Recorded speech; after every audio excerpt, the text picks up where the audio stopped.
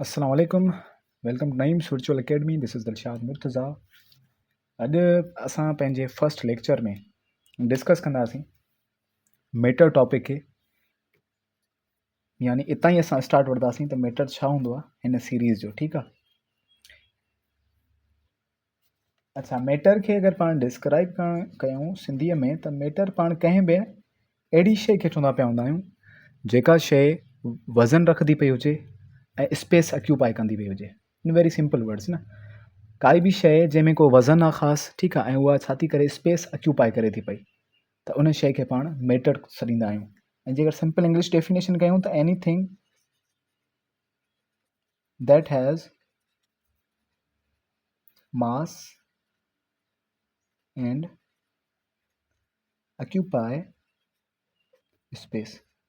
काई बि शइ जंहिंमें वज़न आहे ऐं उहा जेका स्पेस ऑक्यूपाई करे थी पई उनखे पाण मेटर चवंदा आहियूं। फॉर एग्ज़ाम्पल, मुंहिंजे हथ में ही मार्कर आहे न, हिन मार्कर में हिकिड़ो ख़ासि वज़न आहे, ठीकु आहे, जेको तक़रीबन 2 खां 3 4 ग्राम्स जो हूंदो, ऐं उन में मास आहे, इहो वज़न आहे उनजो। ऐं अगरि इनखे मां कंहिं जॻह ते रखां थो पियो न त हीअ छा थी करे, उहा स्पेस ऑक्यूपाई करे थी पई, हीअ उहा स्पेस वलारे थी पई। अगरि मुंहिंजे मथां हथु रखां थो पियो त मूंखे महसूसु थिए थो हा का हेठां शइ आहे जेका जॻह जेको आहे सो वलारे थी पई। मीन्स इहे 2 प्रॉपर्टीज़ में मौजूदु आहिनि। जेका बि शइ हुजे ऐं उनमें 2 प्रॉपर्टीज़ इहे मौजूदु हुजनि त उन जी शइ खे पाण सॾींदा पिया हूंदा आहियूं, इट इज़ मेटर। ठीकु। हाणे मेटर खे छा जेके इम्पोर्टेंट शयूं आहिनि डिफाइन करण लाइ पाण उनखे 2 तरहनि सां डिफाइन कंदासीं। त काई बि शइ जंहिंमें मास हुजे ऐं उनमें वॉल्यूम बि हुजे, मीन्स जॻह वलारींदी पई हुजे, त उनखे पाण मेटर चवंदा आहियूं। हाणे मास छा हूंदो आहे? मास असल में उनजा पार्टिकल्स हूंदा आहिनि, ठीकु आहे, जंहिंमां उहो ठहियलु हूंदो आहे। जेतिरा वधीक उनजा पार्टिकल्स हूंदा आहिनि ओतिरो वधीक मीन्स उनमें छा हूंदो आहे? मास हूंदो आहे, वज़न हूंदो आहे। ठीकु आहे। हाणे पार्टिकल्स छा हूंदा आहिनि कंहिं बि मेटर जा? जंहिं मां मेटर ठहियलु आहे उहे पार्टिकल्स हूंदा आहिनि उनजा एटम्स, ठीकु, या उनजा मॉलिक्यूल्स। इहे जॾहिं मिलंदा आहिनि न त पोइ छा ठहंदो आहे? मेटर ठहंदो आहे। मीन्स अगरि एटम्स वधीक थियनि था त मीन्स जेको मास आहे उहो वधंदो, मॉलिक्यूल्स वधीक आहिनि त मास वधंदो, ठीकु आहे, ऐं मास आहे त मेटर आहे। अच्छा, ॿी प्रॉपर्टी छा आहे? वॉल्यूम। काई बि शइ आहे जंहिंमें मास आहे न, उहा का न का 3 डायमेंशनल स्पेस जेको आहे सो कवर कंदी आहे। 3 डायमेंशनल यानी हाइट हुजे कंहिं शइ में, कंहिं शइ जी विड्थ हुजे हिकिड़ी, ठीकु आहे, ऐं उनजी छा हुजे? हिकिड़ी लेंथ बि हुजे। ठीकु, काई शइ उनमें लेंथ हुजे, उनजी हाइट हुजे ऐं विड्थ हुजे, 3 डायमेंशनल शइ हुजे, त उहा उनमें छा हूंदो आहे? वॉल्यूम हूंदो आहे। माना अगरि उनखे कंहिं जॻह ते रखूं था न, उहा 3 डायमेंशनल हिकिड़ी स्पेस ऑक्यूपाई कंदी पई हूंदी आहे। सो अहिड़ी शइ जंहिंमें वॉल्यूम हुजे ऐं मास पे हुजे, त अहिड़ी शइ खे पाण मेटर सॾींदा पिया हूंदा आहियूं। हिन जी कंपोज़िशन खे अगरि पाण ॾिसूं त मां अॻु में डिस्कस करे चुको आहियां त जेको मेटर हूंदो आहे उहो कंपोज़ थियलु हूंदो आहे पार्टिकल्स जो, ऐं पार्टिकल्स उहे कहिड़ा हूंदा आहिनि? एटम्स, उनखां बाद मॉलिक्यूल्स ऐं आयन्स वग़ैरह न। आयन्स छा हूंदा आहिनि? जेके एटम्स ई हूंदा आहिनि बट उन्हनि ते हिकिड़ी चार्ज हूंदी आहे, यानी कि चार्ज एटम्स, उन्हनि खे पाण आयन्स चवंदा पिया हूंदा आहियूं, ठीकु आहे, चार्ज एटम्स। हाणे मेटर जूं वरी 3 स्टेट्स पाण डिस्कस कंदा हिन वीडियो में।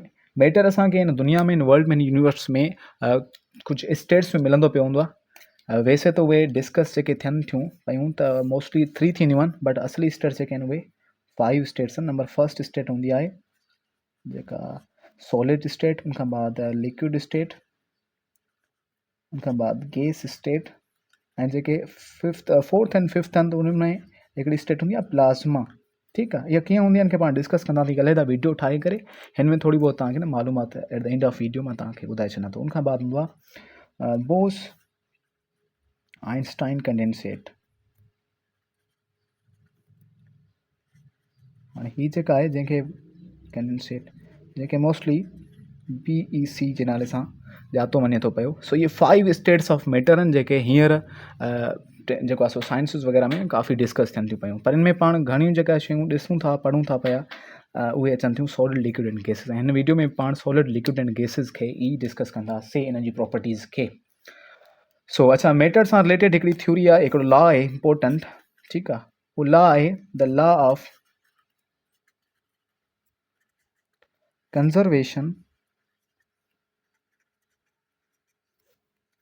Of matter.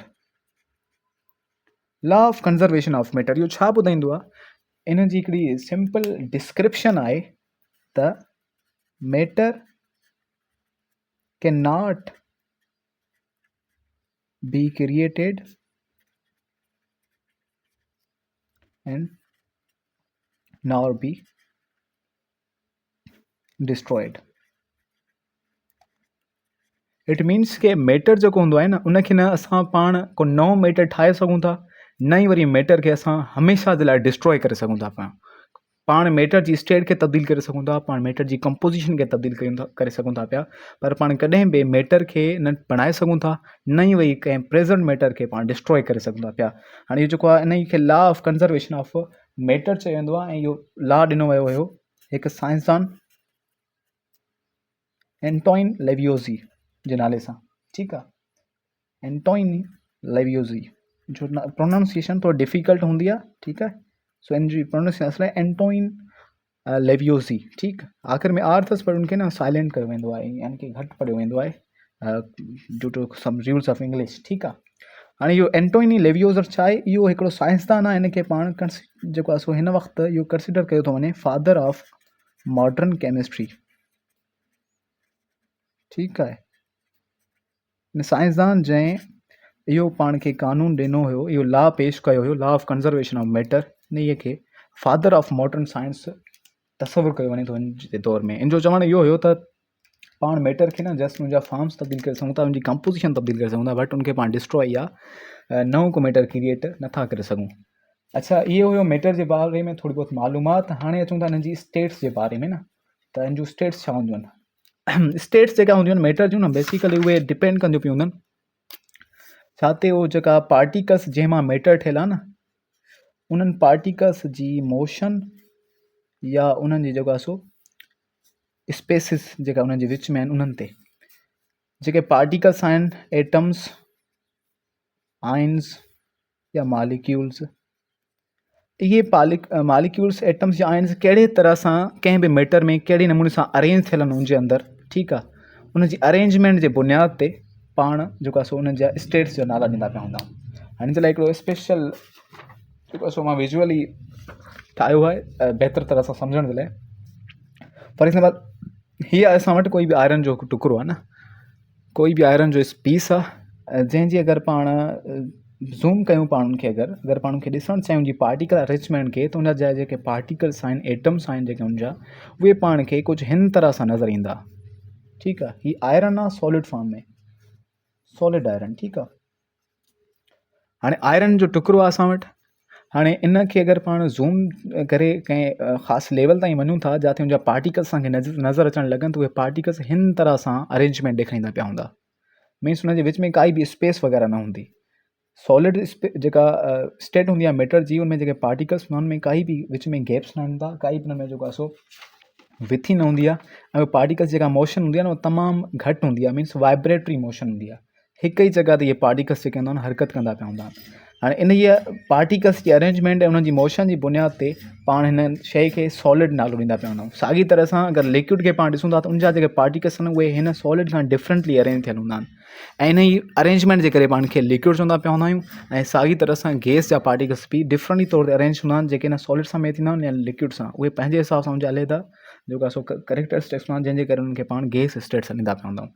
हिन जूं सभई पॉइंट्स पाण वन बाय वन क्लियर कयूं था पिया। त जेका फस्ट पॉइंट अचे थी कंहिं बि सॉलिड्स जी, मन खे क्लियरली तव्हांजे लाइ लिखी छॾियांसि। सॉलिड्स जूं पॉइंट्स अगरि पाण फस्ट पॉइंट ॾिसूं सॉलिड्स जी, त सॉलिड छा हूंदा आहिनि? त इन जा जेके पार्टिकल्स आहिनि जंहिंमां सॉलिड मैटर ठहियलु हूंदो आहे, उहे पार्टिकल्स आर क्लोज़ली पैक्ड, उहे तमामु हिक ॿिए जे नज़दीक हूंदा आहिनि। जीअं न हिन तस्वीर में तव्हां हिन में ॾिसी सघो था पिया त जेके पार्टिकल्स उन्हनि जे विच में तमामु घटि स्पेस आहे, तमामु गॾु आहिनि। ठीकु आहे, सो सॉलिड में जेके पार्टिकल्स हूंदा आहिनि मैटर जा, उहे छा हूंदा आहिनि? तमामु जेको आहे सो नज़दीक हूंदा आहिनि। फस्ट पॉइंट कंहिं बि सॉलिड खे डिस्क्राइब करण जी आहे त उनजा पार्टिकल्स नज़दीक हूंदा आहिनि तमामु। अच्छा, ॿी पॉइंट अगरि पाण ॾिसूं त सॉलिड में फिक्स्ड शेप हूंदो आहे। ठीकु आहे, ऐं हाणे फिक्स्ड शेप छा खे चवंदा आहियूं?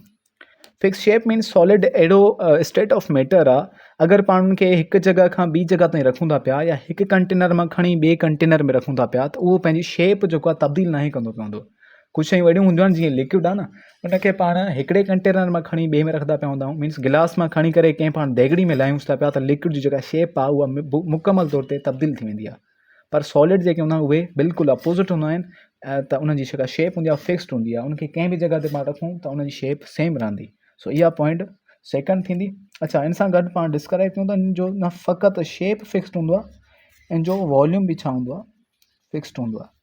मीन्स जेका जॻह वलारींदा पिया हूंदा आहिनि सॉलिड्स, उहा बि हिकु जेतिरी वलारींदे पिया हूंदा, भले उनजी प्लेस खे पाण तब्दील कयूं। इट मीन्स कि पाण वटि ही मार्कर पेन आहे, इन मार्कर पेन खे मां हिते रखां थो पियो न, त हिते बि उहा सेम जॻह वलारे थी पई, पर इनखे खणी करे हिन जॻह ते रखां थो पियो त हिते बि सेम जॻह वलारे थी पई। मीन्स पोजीशन उनजी तब्दील कयमि तॾहिं बि उनजी जेको आहे सो वॉल्यूम में कमी न आई, मीन्स उनजो वॉल्यूम वेरी नथो करे, मीन्स फिक्स्ड वॉल्यूम आहे उनजो। सो सॉलिड्स अहिड़ी स्टेट हूंदियूं आहिनि मैटर जूं जंहिंमें न शेप बि फिक्स्ड हूंदो आहे, चेंज न आहे थींदो पियो हूंदो, ऐं जेको वॉल्यूम हूंदो आहे उहो बि चेंज न थींदो पियो हूंदो आहे। थर्ड पॉइंट अगरि पाण डिस्क्राइब कयूं उनजी जेका सॉलिड्स जी, त उहा हूंदी इन जे विच में स्ट्रॉन्ग इंटर मॉलिक्यूलर फोर्स हूंदो आहे, ठीकु आहे। Strong inter molecular force, what is inter molecular forces, जेके मालिक्यूल्स जंहिं मां मैटर ठहियलु हूंदो आहे न, त उन्हनि मालिक्यूल्स यानी कि पार्टिकल्स जे विच में हिकिड़ो अट्रैक्टिव फोर्स बि हूंदो आहे, जेको उन्हनि खे न गॾु रखंदो पियो हूंदो आहे ऐं ग्रुप्स में।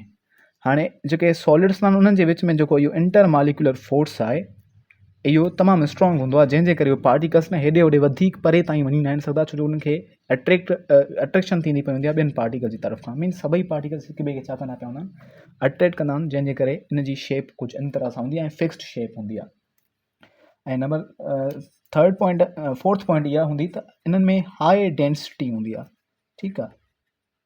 हाणे डेंसिटी छा हूंदी आहे, डेंसिटी खे सिंपली सिंधी लफ़्ज़ में मां चवां त घाटाण, ठीकु आहे, घाटाई। जेके सॉलिड जा पार्टिकल्स हूंदा आहिनि उन्हनि में उहे तमामु घाटा हूंदा आहिनि, तमामु गॾु हूंदा, हाणे इन्हनि जे विच में अगरि स्पेस न हूंदी, हिन तरह सां ॾिसूं था न, इहे तमामु घाटा आहिनि, ठीकु, तमामु गॾु आहिनि। अगरि मां डेंसिटी खे सही तरह सां क्लियरली डिफाइन कयां त इहो छा हूंदो आहे, मास अपॉन वॉल्यूम खे पाण सॾींदा पिया हूंदा आहियूं डेंसिटी। मीन्स कंहिं ख़ासि क़िस्म जे वॉल्यूम में केतिरो मास अचे थो पियो, केतिरा पार्टिकल्स अची था वञनि। अगरि ही कंहिं बि शइ जो मां वॉल्यूम खणां थो, हिन में केतिरा पार्टिकल्स अंदरि अची था वञनि, इहा हुनजी छा थी वेंदी, डेंसिटी। अगरि साॻे क़िस्म जे वॉल्यूम में घटि जेको आहे सो पार्टिकल्स अचंदा, त माना लो डेंसिटी आहे। साॻे क़िस्म जी वॉल्यूम में खोड़ सारा अंदरि पार्टिकल्स अचनि था पिया, त हिनजी हाई डेंसिटी आहे। सो घाटाईअ खे या मास पर वॉल्यूम खे पाण चवंदा पिया हूंदा आहियूं हाई जेको आहे सो डेंसिटी। सो इन्हनि में सॉलिड्स में जेका डेंसिटी हूंदी आहे उहा तमामु हाई हूंदी आहे, मीन्स तमामु घाटा हूंदा आहिनि। ऐं हिन जी लास्ट पॉइंट मां डिस्क्राइब कयां त इन्हनि में लो कंप्रेसिबिलिटी हूंदी आहे। व्हाट इज़ कंप्रेसिबिलिटी, इहो डिस्कस कयूं था पाण। कंप्रेसिबिलिटी डिपेंड कंदी आहे मालिक्यूलर जे विच में जेका स्पेस हूंदी आहे उन ते। मीन्स अगरि कुझु पार्टिकल्स आहिनि उन्हनि जे विच में का गैप आहे, अगरि उन्हनि खे पाण ॿाहिरों फोर्स ॾियूं था, त उहे हिक ॿिए जे नज़दीक अची करे उन गैप खे फिलअप करे घटि एरिया वलारींदा पिया हुजनि।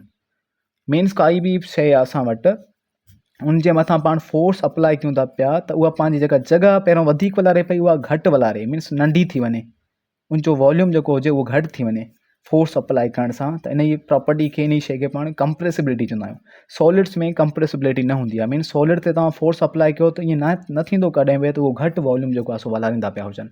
हा, उहे डैमेज थींदा, उहे भरी पवंदा, उहे ख़राबु थी वेंदा, बट उन्हनि जी जेका वॉल्यूम हूंदो न उहो फिक्स्ड हूंदो, ओतिरो ई हूंदो। अच्छा, इहो हुयो सॉलिड्स, या इहे जेके सभई पॉइंट्स इहे सॉलिड्स सां रिलेटेड आहिनि। सभई इंपॉर्टेंट पॉइंट्स आहिनि जेके टेस्ट वग़ैरह में न अचनि थियूं पयूं अॼुकल्ह। काफ़ी सवाल निकिरनि था पिया त बाबा हेठनि मां कहिड़ी शइ आहे, कहिड़ी प्रॉपर्टी आहे जेका सॉलिड सां मिले थी पई आहे, कहिड़ी प्रॉपर्टी आहे जेका सॉलिड जे अपोज़िट आहे। त इहे सभई प्रॉपर्टीज़ तव्हांखे जॾहिं ज़हन में हूंदियूं न, त उहे इनशाला MCQs वग़ैरह डिफ़िकल्ट न लॻंदा पिया हूंदा। अच्छा, हिन लिक्विड खे अगरि पाण डिस्कस कयूं, हाणे हिते मां हिकिड़ो गिलास ठाहियो आहे वाटर जो।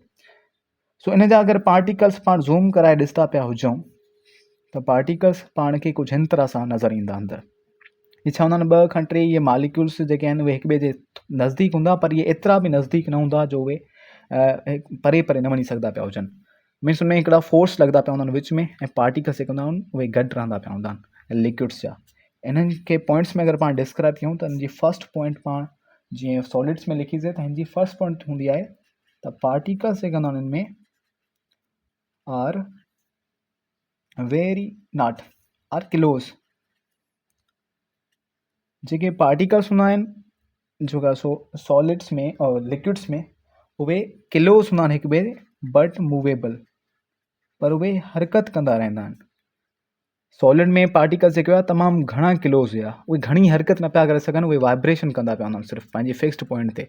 पर लिक्विड्स में जेके पार्टिकल्स हूंदा उहे किलोस त हूंदा आहिनि थोरा बहुत, बट उहे न मूवेबल हूंदा आहिनि, कंहिं ॿियनि जॻहियुनि ते वञी सघनि था, मूवमेंट करे सघनि था पिया अंदरि, ठीकु आहे। उहे हिक ॿिए सां कोलाइड बि कंदा पिया हूंदा आहिनि पार्टिकल्स, ऐं स्लाइड करे हिक ॿिए खां परे निकिरी बि वेंदा पिया हूंदा आहिनि, पर उहे तमामु घणो परे न आहिनि, त उन्हनि में हिकिड़ी लिमिट हूंदी आहे रखियल, ओतिरे ताईं उहे वञी सघंदा पिया हूंदा आहिनि। ॿी पॉइंट अगरि पाण डिस्क्राइब कयूं था लिक्विड्स जी, त they take shape, they can take shape of container। अगरि इन्हनि खे कंहिं कंटेनर में रखियो वेंदो आहे लिक्विड पार्टिकल्स लिक्विड्स खे, त उहे उन ई कंटेनर जो शेप जेको आहे सो अपनाए छॾींदा पिया हूंदा आहिनि। इन मां हिकिड़ी शइ क्लियर थिए थी पई त इन्हनि जो जेको शेप आहे उहो वेरी थींदो पियो हूंदो आहे, मीन्स उन जो शेप नॉट फिक्स्ड हूंदो आहे, उन जो शेप फिक्स्ड न हूंदो।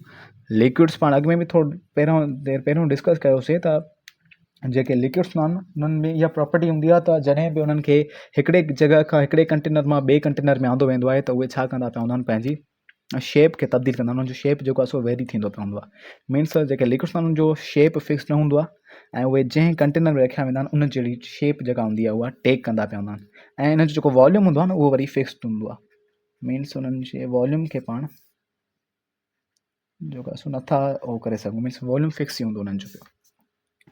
नंबर थर्ड पॉइंट अचे थी पई असां वटि लिक्विड्स जूं, त इन्हनि में जेको इंटर मॉलिक्यूलर फोर्स हूंदो आहे उहो मॉडरेट हूंदो आहे, moderate inter molecular force, molecular force. हाणे मॉडरेट छा खे चवंदा आहियूं, हिकिड़ी शइ हूंदी आहे, फॉर एग्ज़ाम्पल हिन खे तव्हां पटी ॾिसी करे तव्हां सम्झी सघो था, हिकिड़ी शइ हूंदी आहे तमामु हाई, ठीकु आहे, ऐं हुनजी ॿी जे अपोज़िशन में हूंदो आहे लो। पर अगरि का शइ विच ते आहे, मीन्स न हाई आहे घणी न लो आहे, त उहा छा सॾाइबी आहे, मॉडरेट, या पाण खे साइज़ चऊं मीडियम, ठीकु आहे। सो जेके पार्टिकल्स हूंदा आहिनि लिक्विड्स में, उन्हनि जे विच में जेको इंटर मॉलिक्यूलर पार्टिकल्स जे विच में जेको फोर्स आहे उहो मॉडरेट हूंदो आहे, न तमामु हाई हूंदो आहे न तमामु लो हूंदो आहे, जंहिंजे करे उहे मूव करे सघंदा पिया हूंदा आहिनि, पर घणो परे बि न आहिनि वञी सघंदा पिया हूंदा, ठीकु आहे। ऐं नंबर फोर्थ पॉइंट जेका अचे थी लिक्विड्स में, सॉरी जॻह सफ़ा जेको आहे सो घटि थी वई, हिते पाण लिखूं था पिया त नंबर फोर्थ पॉइंट आहे low density than solids, low density than solids. इन्हनि में डेंसिटी त हूंदी आहे, पार्टिकल्स घाटा त हूंदा आहिनि, हिक ॿिए जे नज़दीक त हूंदा आहिनि, बट इहे जेके आहिनि एतिरा डेंसिटी इन्हनि में एतिरी न हूंदी जेतिरी वरी सॉलिड जे पार्टिकल्स हूंदी आहे। हाणे ॾिसो हीअ जेको मां एरिया ठाहियो हुयो, ही वॉल्यूम ऐं ही वॉल्यूम ॿई तक़रीबन सेम आहिनि, पर हिन में डेंसिटी हाई हुजण जे करे खोड़ सारा हिन जे अंदरि छा आहिनि, पार्टिकल्स आहिनि, माना पार्टिकल्स वधीक न, जी डेंसिटी छाजे लाइ हाई हुई, छो जो पार्टिकल्स खोड़ अचनि पिया कंहिं बि वॉल्यूम में, ठीकु आहे, कंहिं बि ख़ासि एरिया में। ऐं हिते बि साॻी एरिया पाण रखी आहे, पर में छा कयो आहे, जो मालिक्यूल्स जेके आहिनि उनमें घटि आहिनि, मीन्स इन जे करे इन जी जेका डेंसिटी आहे उहा लो आहे देन सॉलिड्स खां, ठीकु आहे। ऐं जेके लिक्विड्स आहिनि उहे कंप्रेसिबल हूंदा आहिनि, पाण लिक्विड्स खे कंहिं हद ताईं कंप्रेस करे सघूं था, उन्हनि में उन ते फोर्स अप्लाई करे उनजी जेको वॉल्यूम आहे उनखे न थोरो बहुत घटाए सघूं था पिया, छो जो उन्हनि जे विच में गैप्स हूंदा आहिनि, अगरि पाण उन्हनि खे फोर्स अप्लाई कंदासीं त मालिक्यूल्स हिक ॿिए जे थोरो बहुत नज़दीक अची सघनि था, कंप्रेस थी सघनि था पिया। ऐं नंबर लास्ट जेका स्टेट पाण डिस्कस कंदा वीडियो में, उहा आहे गैस स्टेट। हाणे हिकिड़ो बलून ठाहियो आहे मां, हिन जे अंदरि गैस भरियल आहे, इन गैस खे अगरि पाण ज़ूम करे ॾिसूं त पार्टिकल्स कुझु हिन तरह सां परे परे तमामु जेको आहे सो असांखे महसूसु थींदा पिया हूंदा।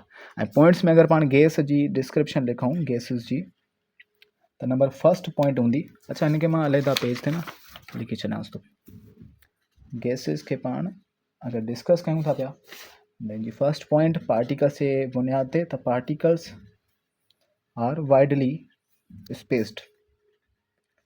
जेका गैस या पार्टिकल्स हूंदा आहिनि उनमें जे विच में खोड़ सारी स्पेस छॾियल हूंदी आहे, विखरियल हूंदा आहिनि तमामु घणो जेको आहे सो उन जे विच में गैप्स हूंदा आहिनि, स्पेस हूंदी आहे, ठीकु। इहा फर्स्ट पॉइंट थी वई।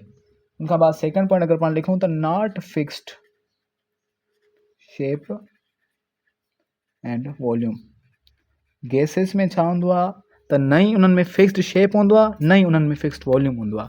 काई बि गैस आहे उनखे पहिरीं ॻाल्हि त शेप कोई बि फिक्स्ड न हूंदो, जंहिं कंटेनर में रखंदासीं पिया उन कंटेनर जहिड़ी हूंदी। हाणे हिकिड़ो चौकुंडो कंटेनर आहे, हिन में मां गैस फिलअप कयां थो त गैस सॼे में हिन तरह सां फिलअप थी वेंदी।